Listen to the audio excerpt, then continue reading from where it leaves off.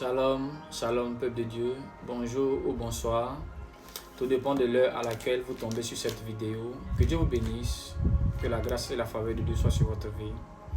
Je suis porteur d'un message pour la nation ivoirienne. Entrons dans le vif du sujet. J'étais en prière. Pendant que j'étais en train de prier pour la nation, je demandais à Dieu vraiment qu'est-ce qui est sur le point d'arriver que nous ne savons pas. Père, parle-nous, nous avons besoin d'instructions, nous avons besoin de savoir ce qui est sur le point d'arriver dans ce pays. Nous voulons la paix, nous voulons la bénédiction, nous voulons la joie, nous voulons l'évolution. Voici ce que Dieu m'a montré quand j'étais en train de prier. J'ai vu un village et j'ai vu le chef de ce village-là qui a fait une sortie. Et lorsque le chef de ce village est sorti, excusez-moi, il a tenu un discours. Et dans ce discours, le chef du village disait qu'il ne voulait vraiment plus continuer à assurer la gestion du village. Il ne voulait plus vraiment rester chef.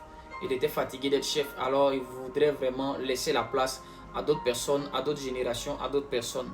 Et lorsque le chef du village a tenu ces propos-là, même ses alliés étaient surpris parce que avant qu'il ne vienne tenir le discours, tous s'étaient convenus que le chef allait vraiment reconduire sa chefferie, il allait reconduire, je dirais, son mandat, il allait décider de demeurer là, à la surprise générale et des alliés du chef et même des adversaires de ce chef-là, parce qu'il y a certaines personnes qui voulaient aussi vraiment devenir des chefs. Et alors, à la surprise générale, le chef a annoncé qu'il ne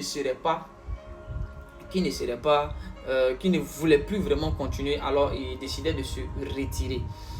Et juste après cette annonce du chef-là, les notables, les conseillers, les gens autour de ce chef-là se sont réunis quelque part et ils ont dit non, il n'est pas possible que le chef nous fasse un tel coup.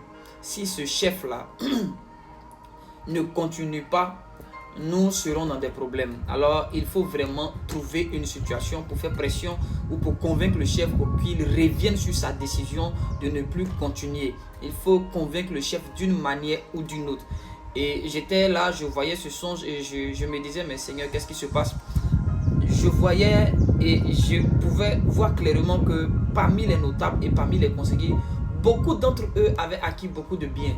Alors il voulait vraiment pousser le chef à continuer pour garder leurs biens, parce qu'il se disait, mais si ce chef-là n'est plus vraiment, nous risquons de perdre tout ce que nous avons amassé, tout ce que nous avons dans nos greniers. Alors il faut vraiment reconduire ce chef. Et à côté de ça, j'ai vu un autre groupe parmi les notables et parmi les conseillers de ce chef du village. J'ai vu un autre groupe qui a dit, si ce chef ne veut pas, nous allons chercher à choisir un autre chef et qui va poursuivre nos ambitions et qui va marcher selon nos désirs. Écoutez-moi bien, et la voix du Seigneur est venue à moi, et voici ce que m'a dit Dieu. Il dit, les notables sont à craindre pour l'équilibre de ce village. Les notables sont les éléments que l'ennemi est en train de vouloir utiliser pour semer le désordre dans ce village. Beaucoup de personnes craignent le chef. La saison dans laquelle nous sommes, le chef est moins dangereux que les notables.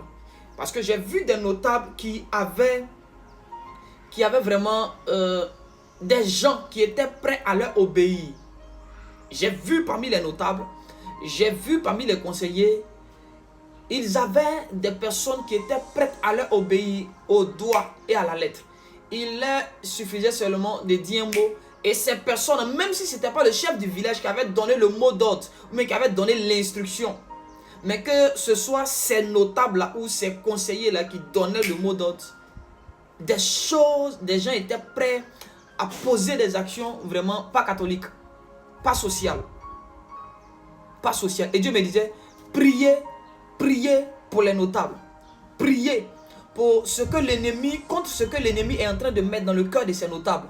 Parce que les notables sont devenus l'élément dangereux. Les notables sont devenus la porte que l'ennemi veut utiliser pour déstabiliser l'équilibre et la paix de ce village. Bien-aimé dans le Seigneur, je veux m'arrêter là. Il ne m'est pas permis d'annoncer la suite de la vision. Il ne m'est pas permis de dire ce qui est arrivé dans la suite des temps.